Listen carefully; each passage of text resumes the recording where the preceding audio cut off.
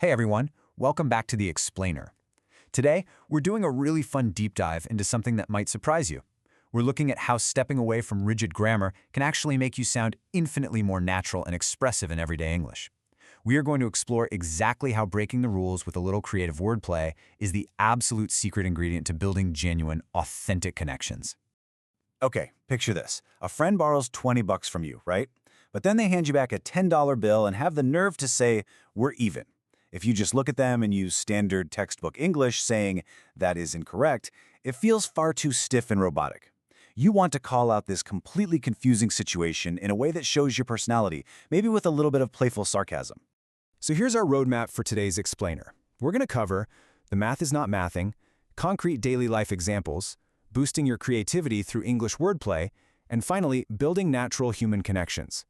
We'll start with a super popular slang phrase and build all the way to a profound philosophy about how we interact. All right, let's jump right into section 1. The math is not mathing, or, when things just don't make sense. Now, what is absolutely fascinating about this expression is the built-in irony. It actually has zero to do with real math.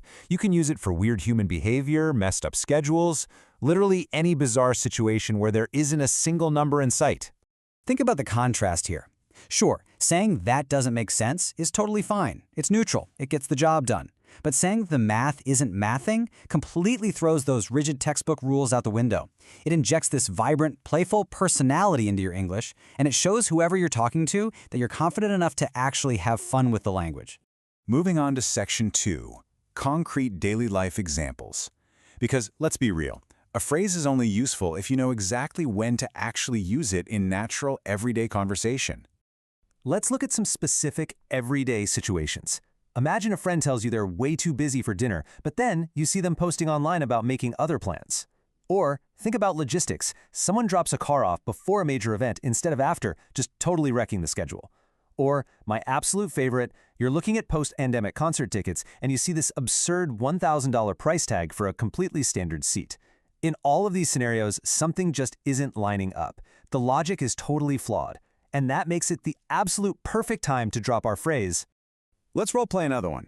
You're booking a vacation online, and you spot this amazingly cheap hotel rate. But, oops, you accidentally click 3 rooms instead of 2. Then you get to the checkout page, and bam, you get hit with these massive hidden resort fees. Suddenly, you're staring at this incredibly expensive final bill that makes absolutely 0 sense.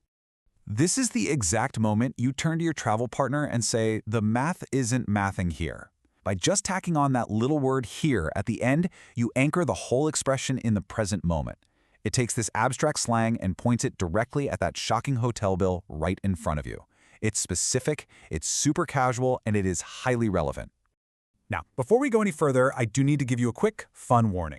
This phrase is strictly for those of us who want to be playful in casual situations. If you are a literal accountant presenting a profit and loss report to your CEO, please do not look them in the eye and say the math isn't mathing.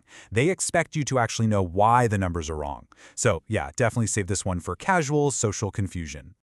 All right, section 3, creativity through English wordplay. This is where we break the dictionary rules and really start enhancing our creativity by inventing our own variations. But before we start inventing our own words, let's look at the nuances of some similar expressions. Notice how something doesn't add up often implies a gut reaction. It's like you're listening to your intuition because you feel suspicious or maybe even a little unsafe around someone acting shady. On the flip side, something is off is way more neutral. You'd use that when you just need a bit of clarification. Understanding these subtle little differences is what helps you pick the absolute perfect tool for the job. Now check out this fantastic variation. The numbers aren't numbering. This perfectly mirrors the original structure of our phrase, but it swaps in totally different words, and it shows so much creative personality. It means you understand the grammar joke so well that you can completely switch up the vocabulary and still absolutely nail the punchline. Think about what we just did there, though. If you open up an actual dictionary, the literal rigid definition of the verb to number is to mark or assign a number to something. Like putting a 1, 2, and 3 on a grocery list. By saying the numbers aren't numbering, we are literally tossing that official dictionary definition out the window just for the sake of being expressive. And this perfectly captures the real magic of reinventing language. Imagine looking at your friend who's still totally confused by that crazy hotel bill. And you just reply, well, we have to get them to number. You're playfully turning a noun into a verb to basically say, we need to make this make sense. You are never going to find that in a grammar textbook, but I guarantee you, a native speaker will instantly get your humor and your creativity. Which brings us to Section 4, Building Natural Human Connections. Let's look at the deeper philosophy behind why we even play with language like this in the first place. So, I want to ask you directly, why go through all the effort of making up these offbeat phrases? Why risk breaking those dictionary rules instead of just sticking to the safe, standard vocabulary you spent years and years memorizing? Well, here's the crucial point. When you use a playful phrase, you're indirectly calling out a problem without making this aggressive, heavy accusation. Think about it. If your friend messes up the vacation booking and you say, you did this wrong, that instantly creates tension. But saying, the math isn't mathing here, totally softens the blow.